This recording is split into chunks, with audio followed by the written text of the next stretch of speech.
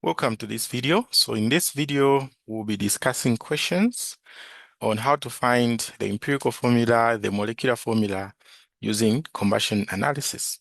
So these are the 4 questions that we have here, okay? They're going to help us understand this concept that I just mentioned, okay? So let's see how we can actually solve these questions. All right, so before I start solving any question, okay, I'll need to explain what combustion analysis is. Okay, then after I explain what combustion analysis is, we'll be able to solve these questions easily.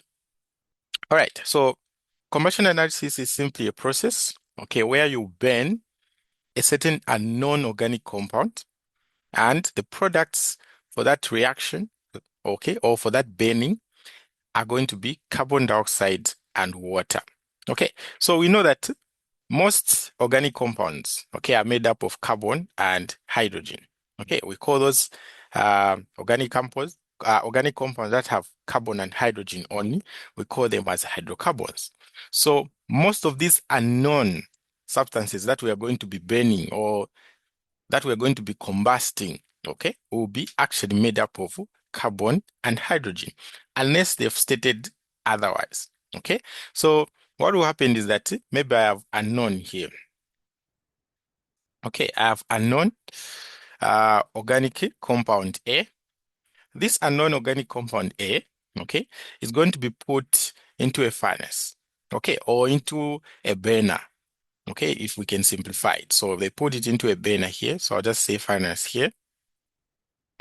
And then in this furnace, they're going to blow heat, okay, and oxygen. So the oxygen supports the burning. So once this unknown organic compound A, okay, is put into the furnace, they'll blow heat into it and oxygen. So what is going to be produced after the burning or after the combusting, okay, is always carbon dioxide plus what? Plus water. Okay. Of course, there can be other minor products, but the main ones will just be always carbon dioxide and the water.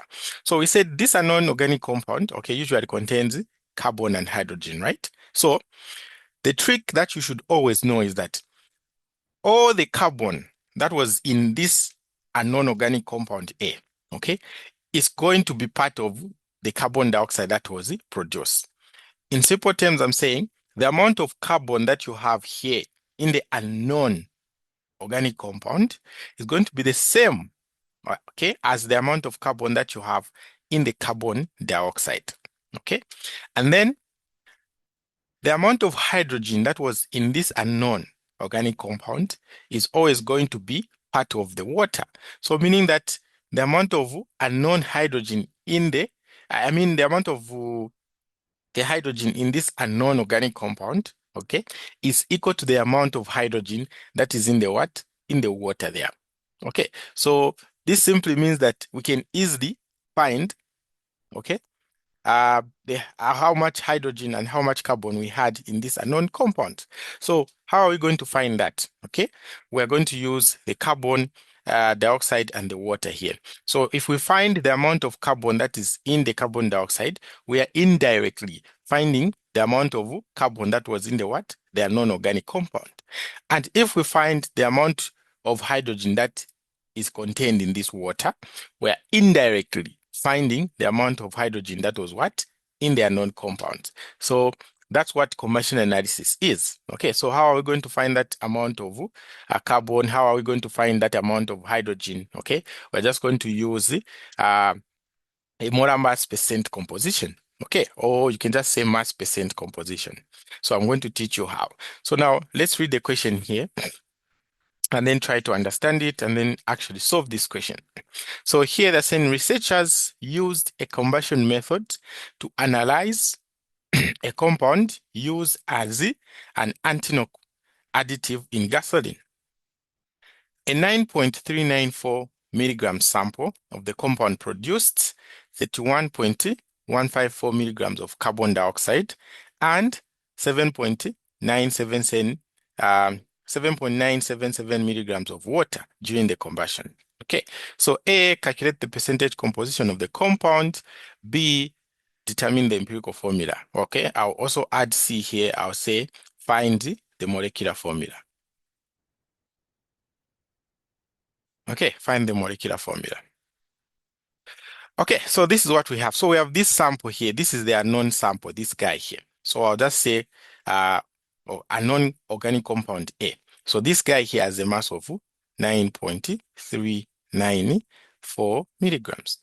And then it is combusted. So combustion simply means reacting it with what? With oxygen. So I'll say plus oxygen, and what is produced is the carbon dioxide and the water. So carbon dioxide there plus the what? Plus the water. So now we are told the mass of carbon dioxide produced was just 31.154, and these are milligrams.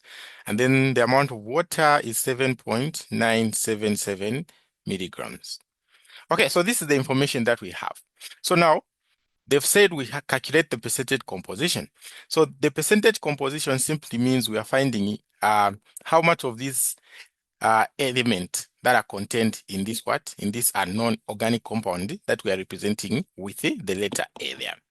Okay, so how can we do that? Okay, we are going to use the molar mass percentage what? Composition. First of all, to find how much of the carbon, okay, is present in this unknown compound and how much of the hydrogen is present in this what? Unknown compound. Okay, so now I said we're going to use the molar mass percentage composition, right? So molar mass is in which units? Okay, molar mass is in grams per mole. Those are the units for the molar mass. Okay, it's grams per mole. So let me erase this part. So to find, for example, okay, if I want to find the mass, okay, mass of carbon that is contained in the carbon dioxide that is produced there, I'm going to say, okay, the molar mass of carbon divided by the molar mass of the compound that is containing the carbon. So the compound that is containing the carbon is this carbon dioxide, right? So say molar mass of carbon dioxide, and then I'll multiply by the mass of the carbon dioxide that we are given in the question. So this one is going to give me the mass of the what? Of the carbon. All right, but this mass here of the carbon has been given in what? Milligrams. Okay, but we know that the molar masses, these are just the masses that we get from the periodic table. They're always in grams per mole. So it means this mass here, okay, for carbon dioxide, which is in milligrams, we need to convert it to what? To grams. And then we can now mix it with the what? With the molar masses. Okay, so the molar masses are these masses that we see here, guys. The atomic masses, these ones here that you can see there, those are the molar masses. Okay, so I'm going to get the one for oxygen, which is just 12 point. You can see where I've highlighted there. Let me just write it. Okay, so the one for carbon is this guy here, this one here.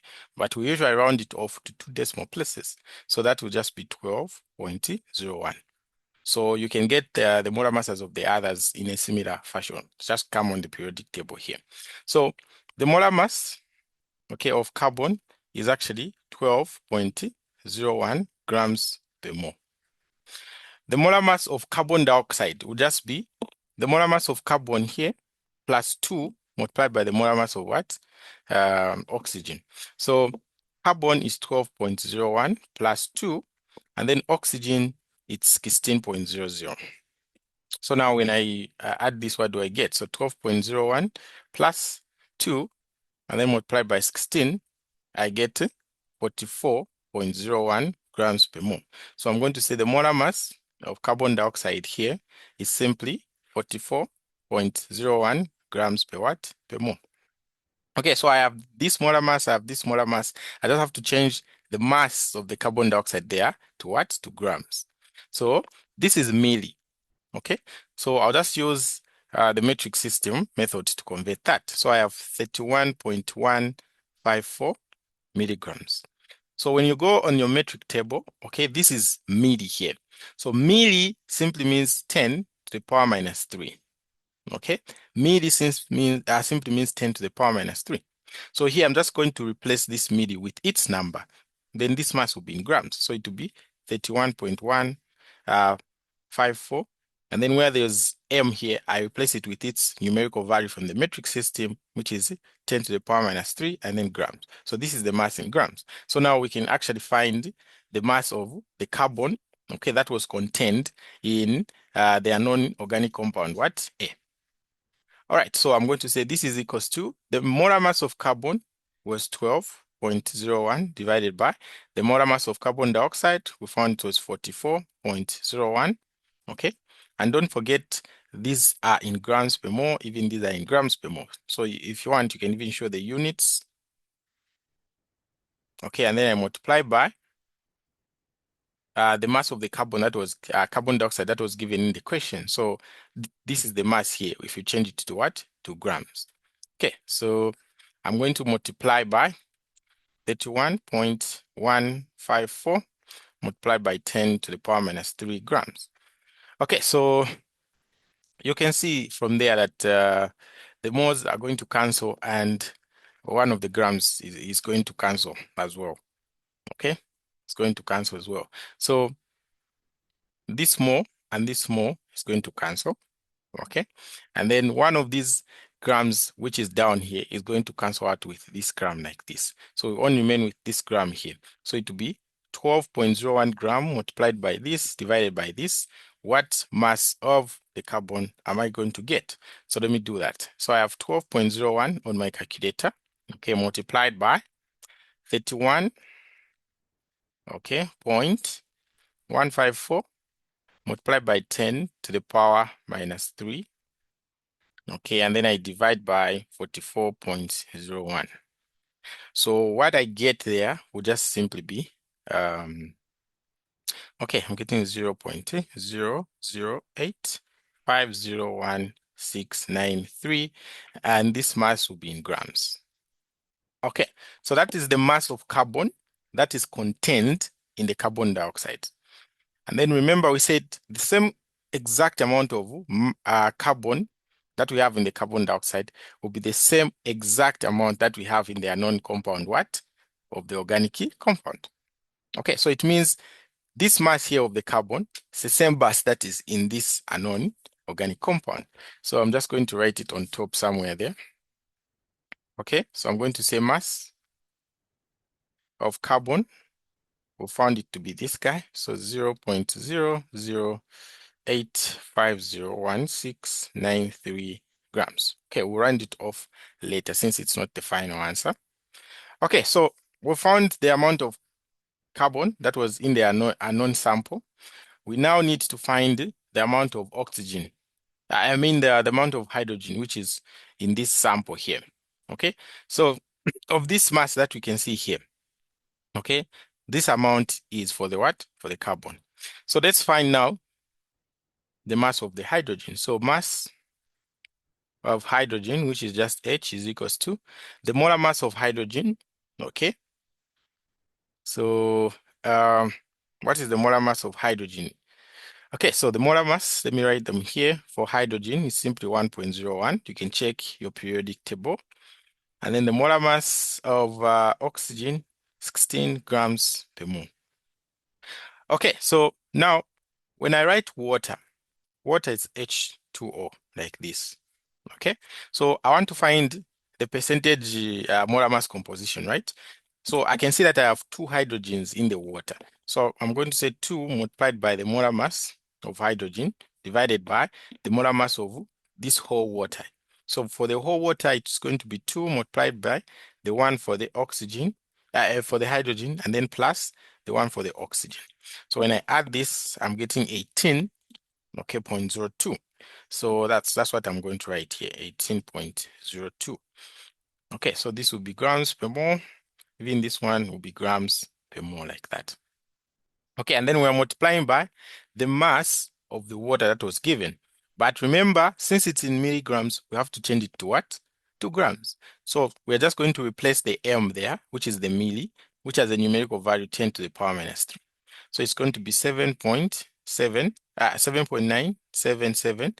Okay, and then this milli here, we replace it by the numerical value, which is 10 to the power minus 3, and then grams. Okay, so that's how we are going to find the mass of hydrogen, which was in this water here. Okay, so let's just punch this onto the calculator and then see what we're going to get. Okay, so let me do that. So I have 2 multiplied by 1.01. Okay, and then I multiply by 7.977 times 10 to the power minus 3. And then I divide by 18.02. So if I do that, what am I going to get? Okay, what am I going to get as my answer? Okay, let me redo it again. So I have, okay, 2 multiplied by 1.01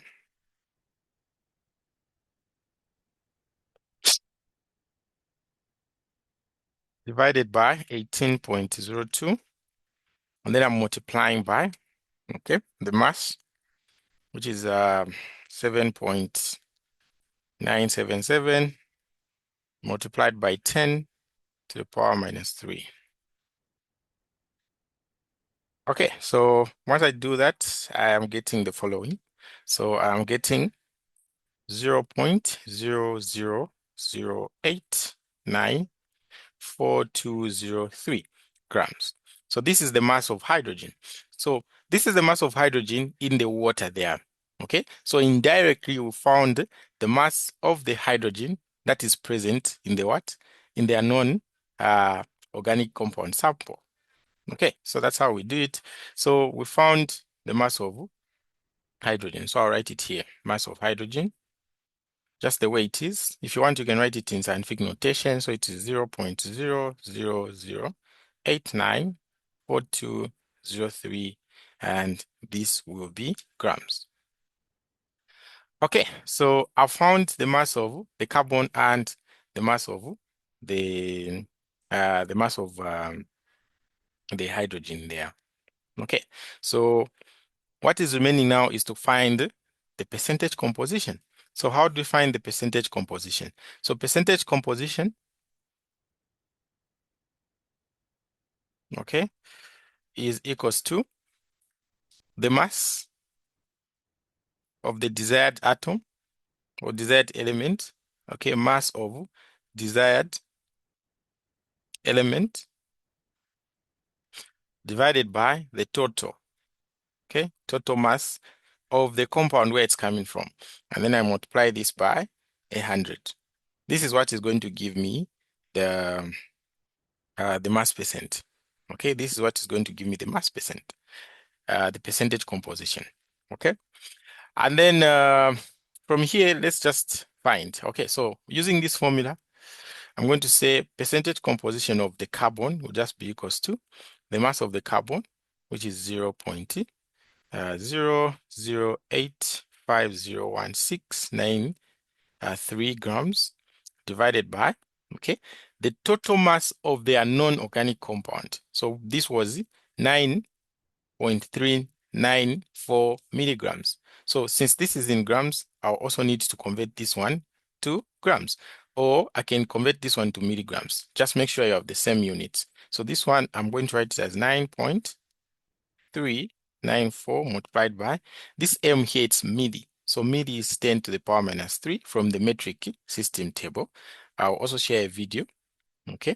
And then the grams remains there. Okay, and then multiplied by 100. So you can see that the gram and the gram is going to cancel. Okay, let me use red. So this gram and this gram is going to cancel. So I have this whole thing here just being multiplied by 100. Okay, so let me do that to see what I'm going to find.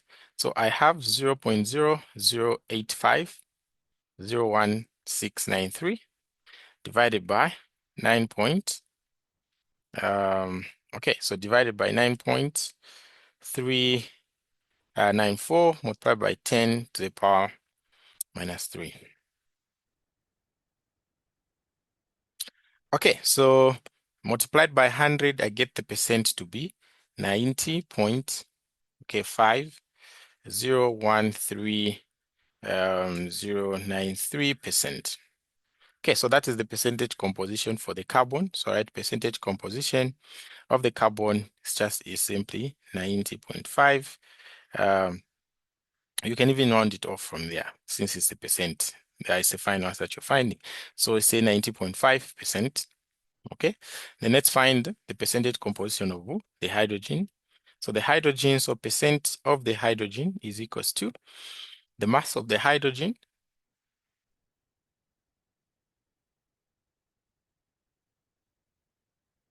Okay, and then this is grams. I divide by the total as well. This mass should be in grams. So multiplied by 10 to the power minus 3 grams multiplied by 100. So let's punch this onto our calculators to see what we're going to get. Okay, so I have 0. Okay, so 0.000894203. I divide by 9.394 multiplied by 10 to the power minus 3. Okay, multiplied by 100, I get 9.518873,749. So I can run this off, okay, to just one decimal place. I get 9.5%. So the percent composition, okay, of the hydrogen, simply 9.5%. Okay, so we found our percent composition. Okay, so we try to add them to see if maybe that organic compound had another element in it. But if I add them here, I get exactly 100%. Okay, so it simply means this sample here, okay, only contained the hydrogen and the hydrogen. So that is what is going to happen in most cases, okay? It's going to be only containing hydrogen and the carbon, okay, unless they state there's a third element. Okay, so we found the percentage compositions. So this one and this one. And then B, they're saying determine the empirical formula. So the empirical formula is not hard. I'm just going to arrange them in this way. So I'm going to say element here. Okay, and then I put the carbon and the hydrogen. Okay, and then from there, I'll say mass percent. Okay, so here it doesn't matter if you use the percentage, these ones, or even if you want, you can use these masses, you're going to still find the same answer. Okay, but for simplicity, the percentage are looking good. So I'm going to use the percentages there. So this one, the percentage for the carbon is 90.5. Then for the hydrogen is 9.5. Okay, so the next step from there is to find the moles. Okay, so how do you find the moles? I'm going to divide each of these mass percent by the molar mass, okay, of that element. So for the carbon, it's going to be 90.5 over the molar mass of carbon is 12.01. Then this one is 9.5 divided by 1.01. Okay, so once I do that, I'm going to find the moles. So 90.5, okay, divided by 12.01. So this is going to give me, okay, it's going to give me 7.53538777. I'll just write the whole number. And then the other one is 9.5 divided by 1.01. Okay, so that one gives me a 9.405940,594. So these ones are moles here because we are dividing the mass percentages with their molar mass. So these are moles here. Okay, so of the moles that you get, okay, you're going to get the lowest. Okay, I'm going to get the lowest and divide by it throughout. Okay, so let me just keep these ones here.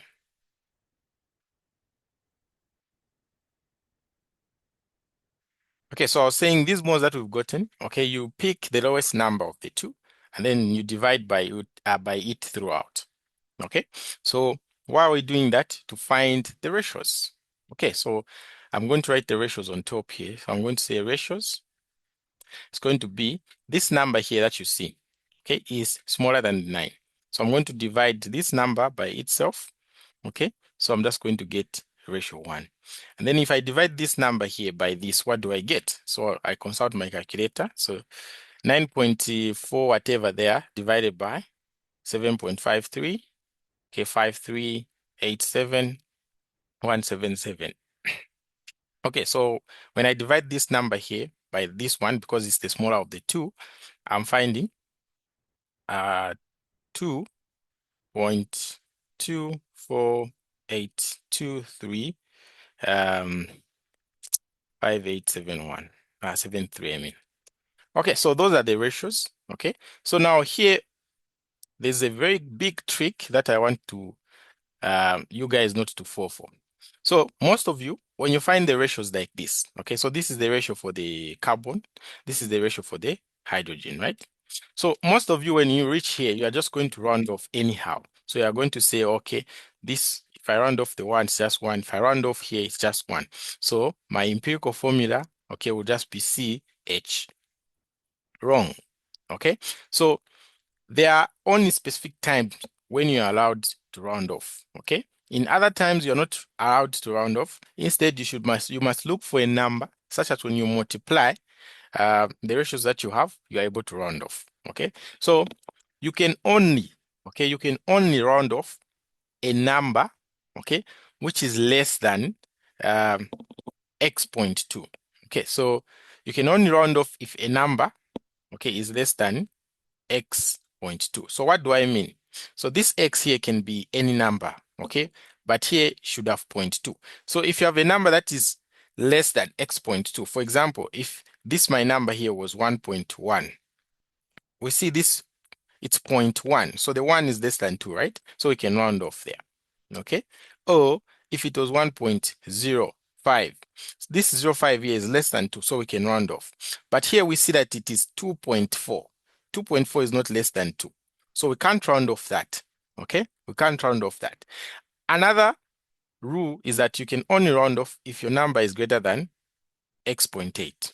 So meaning that if I have numbers like maybe 6.9, this one I can easily round off, it just becomes 7, okay? Or I have 5.89, I can round off because the 89 here, or the 89, is greater than the what? The 8, okay? So you can only round off if your number is greater than x.8 and if it's less than x.2. If it's in between those two numbers, then we can't round it. Okay, so for example, if I have a number, maybe 3.3, 3.3, never round off 3.3. Okay, 4.5, never round it off. Okay, maybe 7.6, never round it off. Why? Because this point something, okay, it's actually greater than 2, but less than 8.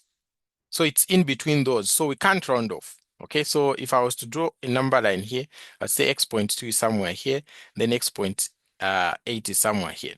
So if I draw a boundary here and the boundary here, you can only round off for numbers that are this side or the numbers that are this side, or the numbers that are in between here. Okay, you can never round them off. So that's the situation where we have here. Okay, this one, it's just okay because it's 1. But this one here, okay, we can't round it off because it's 1.24. The 24, it means it will be somewhere in between here. It will be greater than the 0.2 there. So we can't round off. So what do? Okay, we look for a number such that when we multiply these ratios, okay, it's going to give you a whole number or a number that you can actually what? Round off. Okay, a number that you can actually what? Round off. So let's try 2. So it's a trial and error. Okay, so if I try 2, if I multiply throughout by 2, okay, I'm going to get here, I'm going to get 2. And then there, what am I going to get? So if I multiply that number by 2, I'm going to get 2.49. Again, this 49 here, I can't round it off. Okay, so the 2 won't work. What about if I multiply by 3? If I multiply by 3, okay, it will be this one, 1 by 3, it's just 3. If I multiply this by 3, it's going to give me 3.74. And then whatever it's coming there. So you see again, 3.74. It's not greater than 0.8. So we can't round off this. So the 3 refuses. So we try 4. So if I multiply by 4 throughout, this one will be 4. And then this one, if I multiply it by 4, it's going to give me 4.9929434 2.93. So you see now that this point something here is greater than the what? The 0.8. Because this is 0.9, it's greater than 0.8. Okay, so here now we found what best number we can use there. So we're going to multiply throughout here by actually 4. But the more you do these questions, okay, the more it's going to become simpler for you to just think of a number that you can multiply it instantly. Okay, so I'll give you a trick here that you can be using. If here the number looks to have if it's 0.5 something multiplied by 2. Okay, if it's 0.2 something multiplied by 4. Okay, so those are the two tricks that I've noticed in most of the questions on combustion analysis. So this was 0.2 something, right? So instead of you trying out the 1, I mean the 2, the 3, just go straight multiply by 4 because it's 0.2 something. Okay, so meaning it's like a quarter of something because a quarter is like 2.5, right? All right, and then if you have like maybe 3, okay, just multiply by 3 directly. Then it's going to give you a number that is able to round off or a number that is a whole number. So if I multiply throughout by 4 here, okay, and then here I have 1.248235.873. Okay, if I multiply throughout by 4, I get here 4. Then here I get 4.992943493.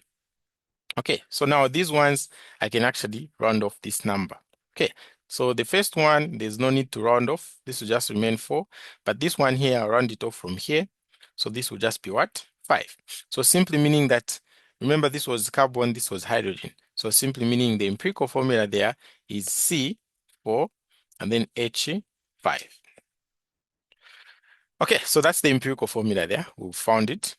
Okay, and then if there was another question for the molecular formula here, okay, this is how you would handle it. So the secret when finding the molecular formula is knowing this. Okay, so if I have the empirical formula here, and then I multiply it by a certain factor, let's say n, I'm always going to get the molecular formula.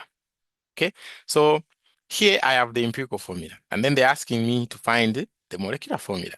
Okay, so to find the molecular formula, we just have to find this factor here. Okay, so the factor is equals to, okay, the factor is equals to the molar mass, okay, or you can say the molecular, okay, let me say, no, let me not say that. Okay, so the molar mass, okay, divided by the empirical formula mass. That's how we find the n there. Okay, so this n, you can actually represent it by any letter of your choice. It can be P, it can be anything, it can be F. Okay, but how to find it? You divide the molar mass over the what? The empirical formula mass. Okay, so the empirical formula mass, you get it from your empirical formula here. So there it will just be 4 multiplied by the molar mass of the carbon plus 5 multiplied by, that would be 1.01. So let me do that. So 4 multiplied by 12.01, okay, plus 5 multiplied by 1.01. So when I do that, my empirical formula mass is actually 53.02, and this will be grams per mole. Okay, so now let's say my molar mass, okay, here they didn't give it, but I'm just giving an example. So in most cases, if they require you to find the molecular formula, they're going to give you the molar mass, or they're going to give you information that will help you find the molar mass. Okay, so let's say my molar mass here for this non-organic compound was given as 106.18 grams per mole. Okay, so we can now easily find this factor. So it will just be equals to the molar mass, okay, which is this guy, 106.8 grams per mole, divided by the empirical formula mass, which is what? 53.09. And this will also be grams per mole. So the grams per mole is going to cancel. Then if I divide these two, I'm getting 2. So it means my factor there, n, is actually 2. Okay, so that one is going to help us find our molecular formula. So I'm just going to say, okay, my molecular formula is equals to the empirical formula, which is C4H5 multiplied by the factor, which is 2. So this is just going to give me what? Okay, so this one is going to give me 2 multiplied by this 4 is going to be C8. And then H multiplied by the 5 on H multiplied by 2 is going to be 10. So this one here would be my what? My would be my molecular formula. Okay, so I'm just coming up with generic numbers here just to show you the process. Okay, but in the question, if they want the molecular formula, they're going to give you the actual information. So that's how you do it. Okay, so found or calculated the percentage composition of the compound, and also we've determined the empirical formula for the compound. Okay, so what is next? We go to another question. So here they're saying it's a question on combustion and hydrogen analysis. Okay, so I've already explained what combustion analysis is. Just get an unknown organic compound, usually containing carbon and hydrogen. Okay, you react it with oxygen to produce water and what? Carbon dioxide. Okay, and then hydrogen analysis. This will just be a quantitative test that measures how much, okay, of the halogen you have in an organic compound. So the halogens, we know we have chlorines, we have bromine, we have hydrogen, iodine. Okay, so when you come to the periodic table here, the halogens are just these guys here. Okay, um, in group 7, if you're using the odd numbering of these groups. So these ones here are the halogens. Okay, so halogen analysis is simply a test or a method that is used to find out how much of the halogens do we have in a certain what? Organic compound. Okay, so here we've been told that the combustion of an 8.23 milligram sample of an unknown organic substance produce this amount of carbon dioxide and that amount of what? Water. So a separate sample, okay? So meaning a sample of the same element but a separate one, which at this mass yielded 13.49 milligrams of silver chloride. Okay, in a hydrogen analysis, determine the percentage composition, determine the empirical formula, and I'm also going to add the third one, determine the molecular formula. Okay, so let's do what we did on question 1. So first of all, we just have to find how much of this carbon dioxide is really carbon, how much of this water is really what? Hydrogen. All right, so how do we do that? Okay, so using the exact same things that we used on the previous question, I'm going to say, okay, I'm going to say the mass, okay, of the carbon, or maybe I should write the equation. Okay, so let me write the equation first of all. So here we have an unknown organic compound A, okay, which is being combusted, so meaning it is reacting with oxygen, okay, and this guy forms carbon dioxide plus what? Plus water. Okay, and then they have said another separate sample of this same guy here. So A plus, okay, so in the halogen analysis, there will be varying reactants that are going to be reacting with this organic compound. So let's just say they are reacting with the B. They are producing silver chloride like this. Okay, so I want to find, first of all, how much carbon do I have in this A? How much hydrogen do I have in this A? And then here, since they said halogen analysis is simply used to measure how much halogen do we have in a compound. So using this, I'm going to find out how much chlorine I have here. Okay, using this equation here. So let's start with the first one. So I'm going to say mass, okay, of carbon in the carbon dioxide. Okay, so this will just be equals to, I get the molar mass of carbon, which is 12.01, okay, divided by the molar mass of the carbon dioxide, which is just what? 44.01. And then I'll multiply this by the mass of carbon dioxide, which is in the question. So this is 9.62, but this is milligrams, okay? The molar mass is in grams per mole. So I have to change this mass again to the grams. So how do we do that? We said we just use a simple metric system conversion. We're just going to replace the milli there with this numerical value, which is 10 to the power 3. Okay, or you can use any other method to change these milligrams to the grams. So this will just be 9.62 multiplied by 10 to the power minus 3. Okay, so when I do this one here, what mass am I going to get for the what? For the carbon. Okay, so the mass for the carbon, I'm simply going to get, okay, so, all right, so let me do that. So I have 12, okay, I have 12. Okay, so 12.01 divided by 44.01, then I multiply by 9.62, multiplied by 10 to the power minus 3. Okay, so what I get there, just simply 2.62.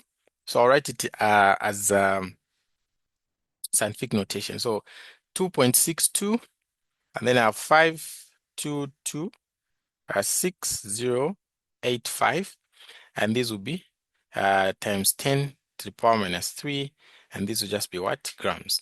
So this is the mass of the carbon that is present here. Okay, because the same amount of carbon that is present in the carbon dioxide is what is present in the organic compound. Okay, so that is the mass of the carbon. So I'll say carbon has the mass 2.625226085 multiplied by 10 to the power minus 3 grams. So let's find the mass for the hydrogen. Okay, so the mass for the hydrogen, we're going to do the same thing. So mass of H is equals to, the molar mass of hydrogen is what?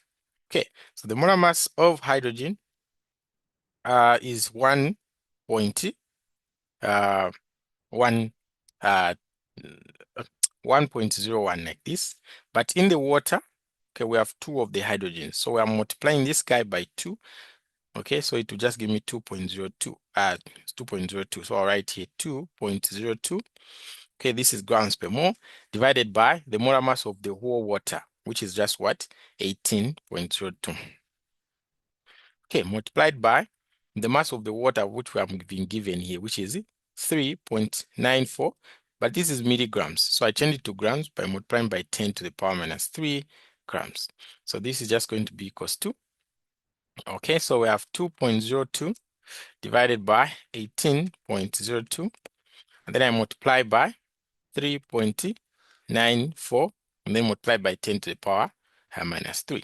So what I get there will just be simply 0.441664.816 multiplied by 10 to the power minus 3 grams. So that is the mass of the hydrogen there. So I'm going to say 0.441664.816 multiplied by 10 to the power minus 3 grams. Okay, so we found the amount of carbon. We've also found the amount of hydrogen. So now we're just remaining to find the amount of the halogen, which is what? Chlorine in this case. Because after this guy, the compound reacted with a certain compound, it produced silver chloride. So the halogen of interest here is what? This guy here, the chlorine. Okay, so we need to find how much, okay, of this 13.49, okay, is actually what? Chlorine. Okay, we have to find how much of that is actually what? Chlorine. Okay, so what are we going to do in order to find that? Okay, what are we going to do in order to find that? So we can just say, okay, mass of chlorine is just going to be equals to the molar mass of chlorine divided by the molar mass of the compound that it's containing it. Okay, so this is the silver chloride multiplied by the mass of silver chloride that has been given in the question. So this will just be equals to, okay, so let's go to the periodic table and get the molar mass of chlorine. So molar mass of chlorine is here. So that is 35.453. So just round it off to 2 decimal places. If you can't see, I'm referring to this guy here. So 35.453. So I'll just round it off to 2 decimal places. That would be 35.45. So I'm going to write here 35.45. this will be grams per mole, divided by, what is the molar mass of silver chloride? So I'm just going to add the molar mass of silver plus the chloride. So the chlorine there is already 35.45 plus the silver. So you go to your periodic table, you look for the silver. So the silver is here. Okay, let me go there. So the silver is there. You can see it. So that is 107.8682. So I'll round it off to 2 decimal places to be 107.87. Okay, so 107.87. So plus 107.87. So if I add this, what do I get? So 35.45 plus 107.87. So this one gives me 143.32. So that's what I'm going to put down here, 143.32 grams per mole. Then I multiply by the mass of the silver chloride that was given in the question there. Okay, so that will just be this guy here, but I have to change it to grams because it has been given in milligrams. So that is 13.49 multiplied by this milli here is the same as 10 to the power minus 3 and then grams. Okay, so what would be the answer there? So I'm saying 35.45, okay, divided by 143.32 multiplied by 13.49, okay, and then multiplied by 10, okay, to the power minus 3. So I get 3.336732 497 multiplied by 10 to the power minus 3 grams. So this one here is the mass of the chlorine that was present in what? This unknown organic what? Compound. Okay, so we found all the masses, okay, for the 3 elements that are going to be in this organic compound. We can now find the percentage what? Composition. So this one here is for the chlorine. So meaning that my unknown compound A, okay, contains carbon, contains hydrogen, contains chlorine. Okay, so to find the percentage composition, I'm just going to say percent of the carbon is equals to the mass of the carbon that I have divided by the mass of this compound that I what? That I have there. Okay, where it came from. So it's going to be 2. Okay, it's going to be 2, whatever we have there. Okay, so I'm going to 2.6. If you want, you can round it off, but I strongly advise you to round off at the end. So I'm just going to write everything.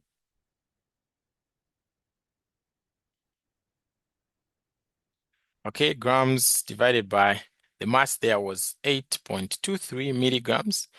You place the meal with 10 to the power minus 3 grams and then multiply by 100. Okay, so you can see here that the grams and the grams will cancel.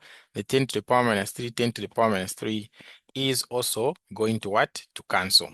So my answer there is 31.95625759%. Okay, so you can try to punch this on the calculator to see if you're going to find the same answer. So now this guy here, okay, this guy here, I can now round it off. Okay, just round it off to the nearest whole number. So this one is just going to be 32%. So the carbon, okay, is 32%. You can still use this one anyway if you want. All right, let's find the percentage for the hydrogen. So the percentage for the hydrogen is going to be equals to the mass for the hydrogen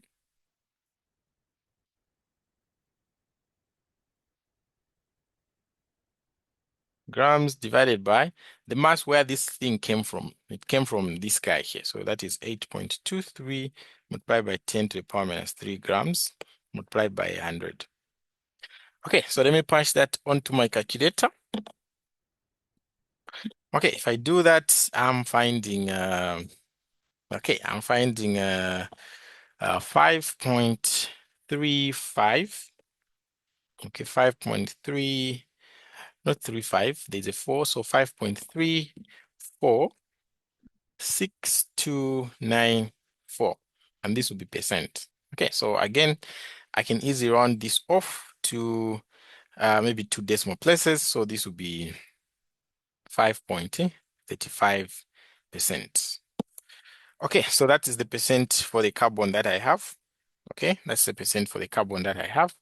So hydrogen is just going to be equals to 5.35%. Okay, so why did we round off this one to 2 decimal places, this one to the whole number? It's actually the same because remember for the carbon we had 31.95625759. So if I want to round off to 2 decimal places here, okay, what am I going to get? Or maybe we should use that one. Yeah, I think so. Here we round it off a lot, I think. So here I'm going to round it off from here. So that will just be 31.96%. Okay, let's use this one here. And then there, let's use this one so that it's uniform. All right, so let me put the one there. So this one for the carbon, I'm going to say 31.96%. Okay, so that we have a uniform. Okay, and then now we are left to find the percentage composition, okay, of what? Of the halogen here. So percent of the chlorine is just going to be equals to its mass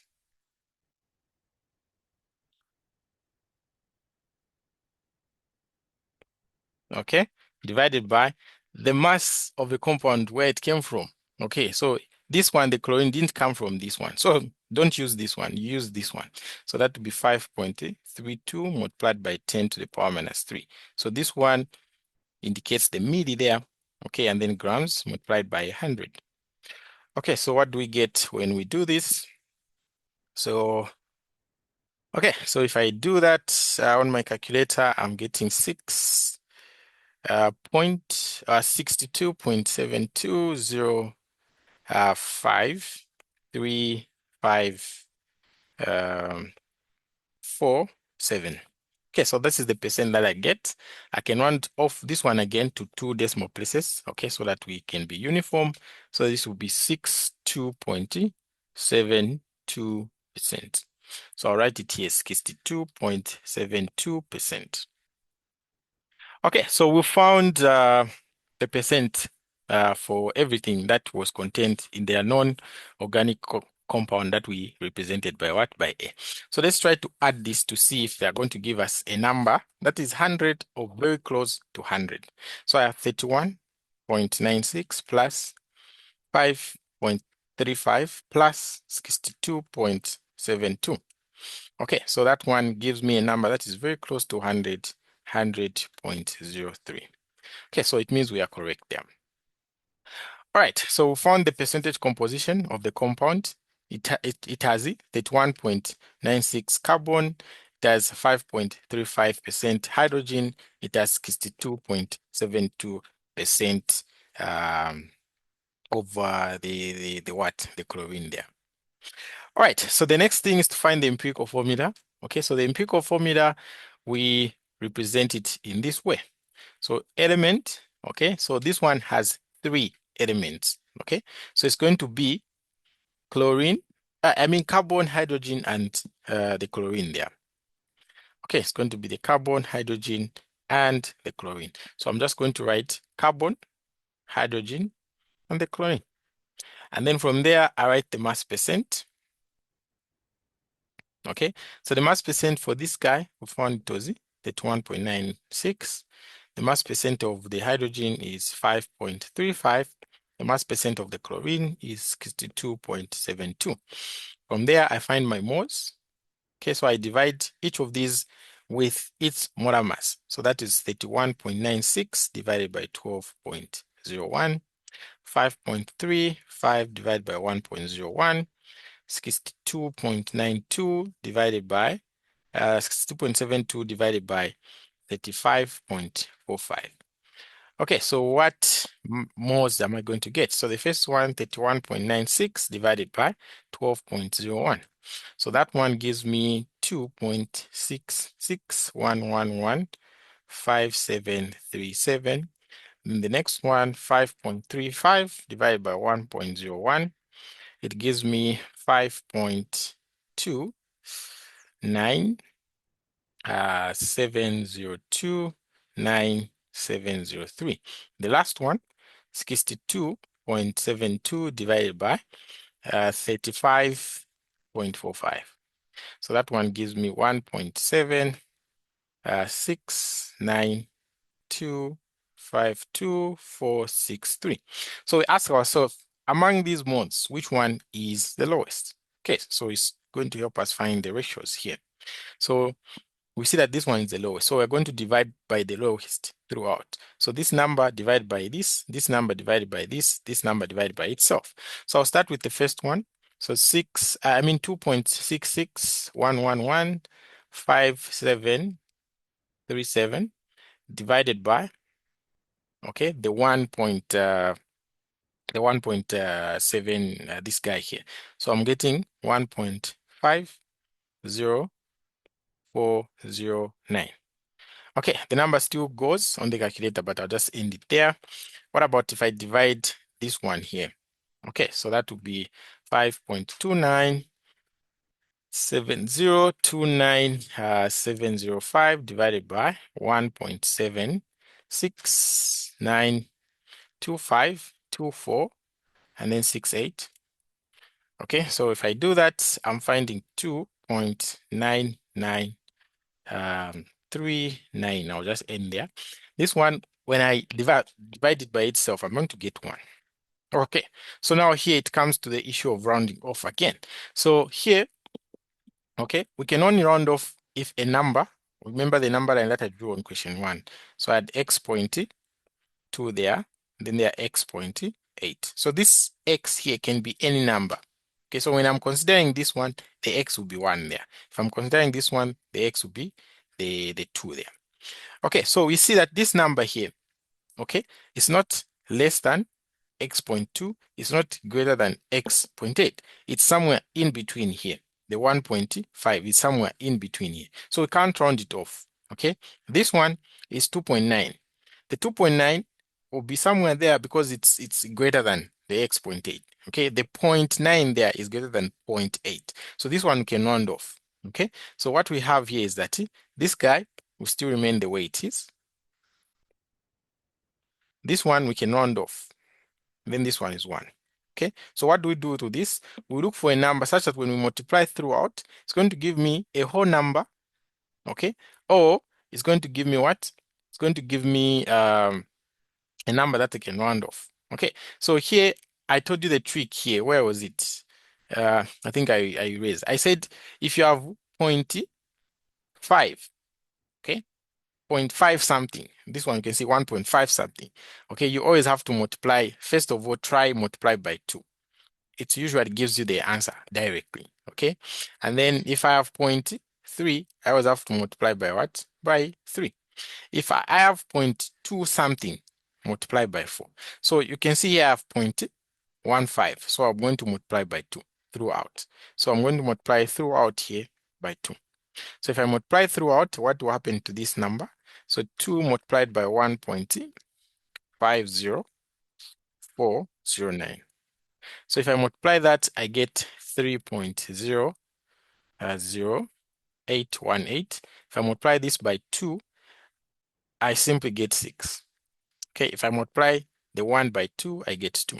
So you can now see that the number that I have there, I can actually round off because this 0.00 is less than 0.2. Okay, so the ratios there are just going to be, once I round off, it's going to be, this one is 3 for the carbon, and then for the hydrogen it's 6, for the chlorine it's 2. So meaning the empirical formula there will just be C3H6 and then Cl2. So this one is the empirical formula there. Okay, so found the percentage compositions, which were these ones. The empirical formula is this one. So what if there was another question now, finding the molecular formula? So how would you find that? Okay, so you find the empirical formula mass.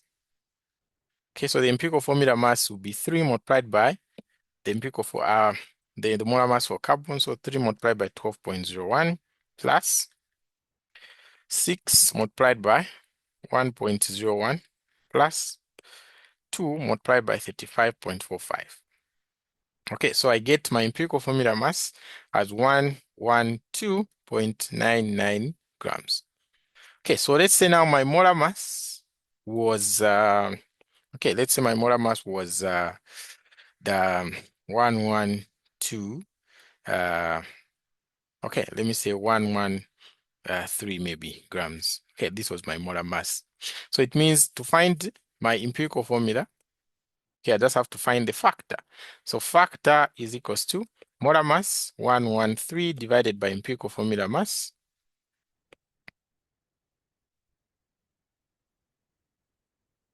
So 113 divided by 112.99. Okay, it's going to give me 1 point, a lot of zeros here, so it's just going to be 1. Okay, so here I'm just using a generic molar mass. But in the question, if they want you to find the molar mass, they'll actually give you the molar mass, or they'll give you information that will help you find the molar mass. Okay, so here I'm finding my ratio to just be 1. So it means my molecular formula is just going to be equals to my empirical formula multiplied by the factor. So this will just give me the same thing. Okay, so this is one of the cases, okay, in some organic compounds, okay, the molecular formula will be the same as the what? The empirical formula. Okay, for some organic compounds, not all of them. All right, let's find question number 3. Okay, so question 3, they're saying an important acid, okay, has the following percentage composition. So take note of the way that they've used here. They have said an important acid. Okay, so in an acid, for something to be called an acid, then it has to have the carboxyl group. So the carboxyl group is COOH, or you can write it as C double bonded to oxygen bonded to OH like this. Okay, so if this is an acid, then we expect that there must be some oxygen in that acid. Okay, so now the percentage composition that we've been given here is for carbon, hydrogen, and nitrogen.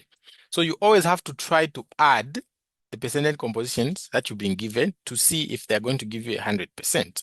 So I have 32 plus, okay, 6.71 plus 18.66. So the total here when I add, it's giving me 57.37%. Okay, so you see that it's not 100%, meaning the remaining percent is for the oxygen, okay? Because I said this is an acid, so it has to have oxygen in it, okay? So I'm going to say the percent for the oxygen, okay, it's just going to be equals to 100 minus the total of whatever we were given there. So if I do this, I find my percent of oxygen to be 42.63%. Okay, so now we have all the elements that are contained in this acid. Okay, so we can now find the empirical formula. Okay, so for the empirical formula, you always have to arrange in a certain setup. So you say the element there. Okay, so the element is carbon. Okay, and then I have hydrogen. Then I have N, which is nitrogen, and then I have the oxygen. So just follow the order of the way they are there. So now mass percent. So the mass percent for the carbon is 32. For the hydrogen is 6.71. For the nitrogen is 18.66. For the oxygen that we just found here, it's actually 42.63. So from there you find the moles. So how do you find the moles? You divide each of these by the molar mass. So that is 32 over molar mass of carbon, 12.01, 6.71 divided by molar mass of carbon, hydrogen, 1.01, nitrogen. Okay, what is the molar mass of nitrogen? It's 14.01. You can check your periodic table. And finally, the oxygen for 2.63, I divide it by its molar mass, which is just 16.00. Okay, so let me punch these guys onto the calculator to see the moles that I'm going to be getting. Okay, so let's start with the first one. So 32.00 divided by 12.01. So I get 2.664. I can just end there. Okay, it's a long number, but I'll just end there. So 2.664. Okay, what about 3.71 divided by 1.01? So that one gives me 6.64 and then 4. I'll just end there. Okay, the other one is 18.66 divided by 14.01. Okay, so this is 14.01. So if I do that, I'm getting 1.332. I'll just end there. Okay, but it's a long decimal number. So I'm just rounding it off to 3 decimal places. The other one is 42.63 divided by 16. So that one gives me 2.664. Okay, and then from there, we're going to divide by the smallest. So we're finding the ratios here. So the ratios we divide by the smallest. So which one is the smallest there? You can see that the smallest is this guy. So it will be 2.664 divided by 1.332. 6.644 divided by 1.223. I mean 332, and then 1.332 divided by 1.332. This guy 2.664 divided by 1.332. So what are we going to find? Okay, so for the first one, we're just going to find 2. Okay, if you divide that on your calculator. For the second one, what do I get? So I have 6.644 divided by 1.332. Okay, so there I get 4.9879. Here I get 1. There I get 2 as well. So this number I can round it off because it's 0.9 there. So it's greater than the 0.8. So the ratio will just be 2, 5, 1, 2. Okay, so meaning that the empirical formula here will just be C2H5N1, but the 1 we don't show it, of course. And then the oxygen is going to have what? The oxygen is going to have it's going to have 2. So N1, okay, and then O2. Okay, so that's the empirical formula there. Okay, that's the empirical formula there that you have. Okay, so that's our empirical formula there, and we've done this question. Okay, again, if they ask you for the molecular formula, then they have to give you a means of finding the molar mass, or they have to actually give you the molar mass. So we just divide the molar mass divided by empirical formula mass, okay, to find the ratio, and then you just multiply the empirical formula by the ratio to get the molecular formula. Okay, so that's easily how we can be doing these questions on empirical and molecular formula. So I've solved 1, 2, 3 questions. Okay, I'm going to leave this one here, which is question 4. Okay, I'm going to leave it as your exercise. Okay, so you can solve it and you can send it to my number. Okay, and then I'll correct you if what you're doing is correct or wrong. So my number is 0779, okay, 96, 40, and then 10. Okay, so this is tutor Paul. Okay, solutions. Okay, so you can hit me now. You can hit me up on this number. Okay, and also if you want to register for online lessons, okay, you are free to contact me on that same number, or you can easily check the description in the description below here. Okay, so in the description, you're going to find the link to our website, which has a lot of videos on all chemistry topics. Okay, you're also going to find the video registration guide, okay, guiding you on how you can actually register for online classes. And then you're also going to find a link to our mobile app. So on our mobile app, okay, you're going to find the videos there, and those videos you are able to download them on the mobile app. So you download them and you can be watching them offline. You don't always have to use bundles when you're using our learning platforms. Okay, so you're welcome, guys, to register if you feel like you need help in this course, but as well as math, physics, biology. Okay, we offer all those lessons. Okay. Okay, so now let me show you the website for those who have never seen it. Okay, so you just go to Google Chrome, okay, and then you type in Discrete discretelearning.com. Okay, so when you type in discretelearning.com and then you go there, you're going to see something like this. Okay, so this is when you have an account. So when you don't have an account, it will bring the procedure for you to create the account. So just put in your details there, and then you create an account. And then once you log in, you're going to be seeing something like this. So you can see the courses there, okay? So I opened physics already. So you can see the courses there. There's math, physics, biology. So you can actually register for whatever course that you want, okay? So for example, if you open the chemistry course here, you're going to see there are two folders. Okay, so if you are in first year, just go in general chemistry.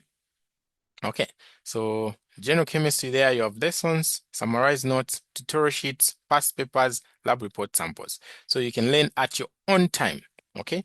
And even on the mobile app, it's the same arrangement, but on the mobile app, you'll be able to download the videos so that you watch offline. So if you go to the lessons here and the tutorials, okay? If you go to the lessons and tutorials, you can see all the topics that you have in chemistry are here. So we have videos here as well as notes that you can use at your own time. Okay, so I was doing empirical formula and molecular formula and combustion, and as you can see, there's already a folder there. So if I open the empirical and molecular formula, you can see there are slides there which are notes, recorded videos already that you can use, and also supplementary recorded videos. Okay, in case these are not enough, you watch these ones as well. So any topic that you want, you can see we have the videos there. So if you're having challenges, this is a very good platform that you can use to learn on your own. And if you learn on your own, you never forget. Okay, and also there's a part, okay, for the summarized notes. So you can go there, check out the summarized notes that we have, nice written notes. And then here, there are tutorial sheets and assignments. So all the tutorial sheets that you're going to be having, all the assignments that you're going to be having, we're going to be recording videos and putting them here. Okay, so there, when you open it, okay, there are different universities there. So it depends from the university where you come from. So if you're from Apex, you go to the Apex folder. If you're from Cavendish, Cavendish. If you're from Unilas, Unilas, just like that. If you're from Mukuba, you open the folder for Mukuba, and you're going to find the tutorial sheets and the assignments for that specific course. Okay, because the arrangement is the same, even if you go to the math folder, the physics folder, as well as the biology. So if you go now to the past quiz tests and exam papers, you see the same arrangement. So you pick your university. Okay. If you can't see your university here, just pick this folder here where we said our past papers. Okay. So there are videos on the most common questions that you can find. If you're doing NS anywhere or pre-med anywhere, you're going to find the questions there. Okay. So if you're open for Mukuba, you're going to find the past papers, CBU, just like that. Okay, so this was the chemistry folder, and even in the physics folder, you'll find the same arrangement. The math folder, you're going to find the same arrangement. Okay, so if you're struggling with your school, there's a platform that can teach you on your own, anytime, anywhere where you are. Okay, so thank you so much, guys, for watching this video. Don't forget to submit this assignment here. Okay, until next time, this has been Tutor Post Solutions.